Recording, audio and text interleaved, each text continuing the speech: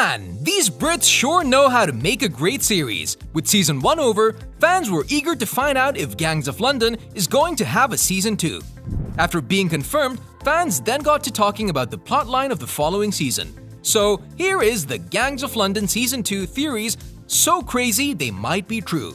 Let's dive right into it, shall we?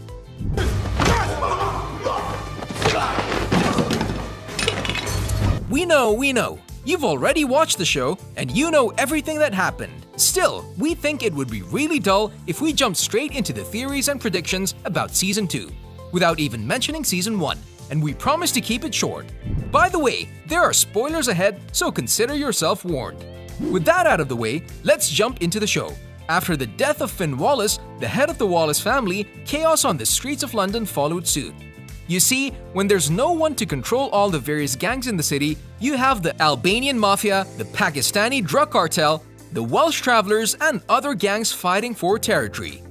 But you see, the accidental murder of Finn Wallace by a member of the Welsh Travelers didn't mean death for the Wallace family. Sean Wallace was right there to take his father's place, and instead of ruling, he was more interested in killing. He wanted revenge, and he even cut off all the business to the other criminal enterprises. After a ton of bloodshed, a big chunk of murders, and some insanely epic scenes, Sean got himself in a pickle during the final episode of the season. This is why the first theory will be about Sean's resurrection.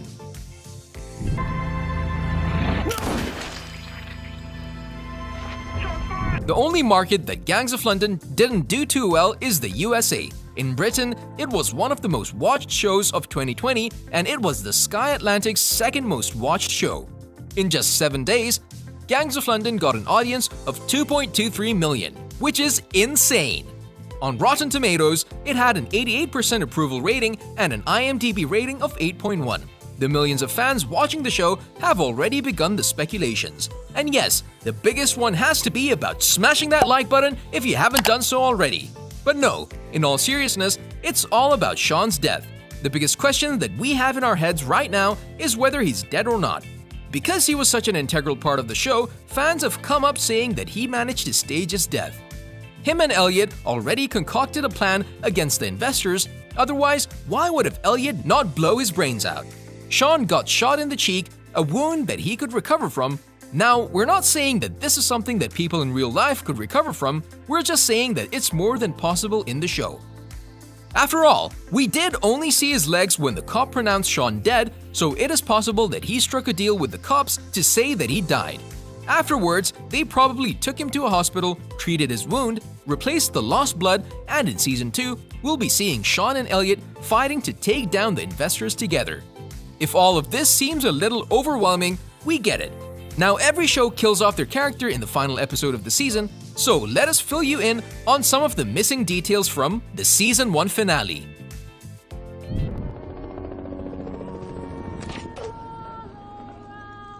The first season ended on the biggest cliffhanger the world has ever seen.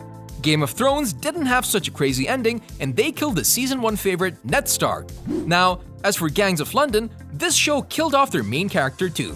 Before this fiasco, we see Sean's mother, Marianne, getting shot by Ed on the bench in the cemetery. However, we later found out that she was saved by Finn's former mistress, Floriana, aka she's still alive.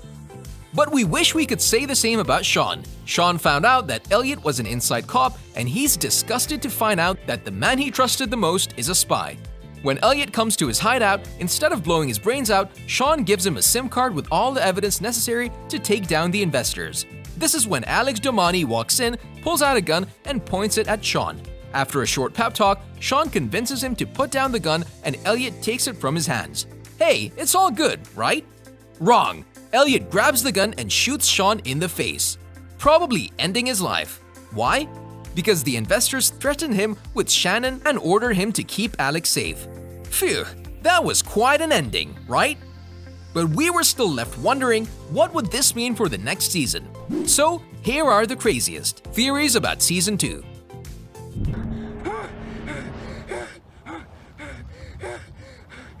Marianne is probably going to be playing a huge role in the upcoming season. We found out that Ed didn't really kill her when she was shot at the cemetery. So our guess is she's coming back, and she's coming back with a vengeance. After all, she's a Wallace, right? But we first have to realize who she'll target in the following season. One of the people on her death list is definitely Ed. But will he be the only one? Our guess is no, and here's why. You see, when she realizes that Alex and Elliot are behind the death of her son, she'll probably come back with a vengeance. Even if she didn't kill Elliot because he's so cunning, Alex is definitely going to lose his head. Now, the next thing we have to take into account is her team. Who'll be by her side when she tries to take 3 pretty powerful people down? One of the allies that's probably going to help her is Floriana. Even though she's the former mistress of her late husband Finn, she did help her up from the bench and she said, "Marianne, I'm going to help you." Now, we're still on the fence about whether she meant helping her heal or helping her destroy the people that brought their house to the ground. One of the things that we're not on the fence about is Elliot. This tough mofo is definitely coming back, and he's coming back tougher than ever.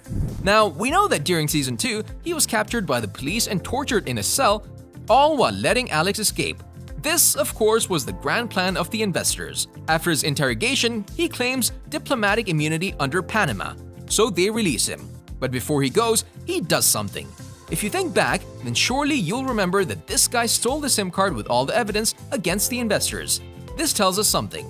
It tells us that Elliot is only on their side to stay alive and to protect those close to him. Speaking of which, fans are saying that Shannon will not be able to forgive Elliot. After all, she did shoot a giant hole in his partner. Shannon will just have to deal with the messy situation of staying away from her family and Elliot too. Speaking of whom, don't be surprised if you see him taking his battle experience to take down the investors, the powerful group that's pulling the strings of all the British gangs. If they manage to bring Sean back, maybe we'll see these two waging a war against the investors. That SIM card has a ton of information and it dates back to Finn. He was trying to take them down first, but when he saw that he was no match, he handled all of that personal information over to his son. Call it poor judgment, but Sean telling Elliot about the data might have been the smartest decision he's ever made. After all, that's the main reason his information didn't fall in the wrong hands. Knowing Elliot, it's pretty safe to assume that he's going to use it to the best he can.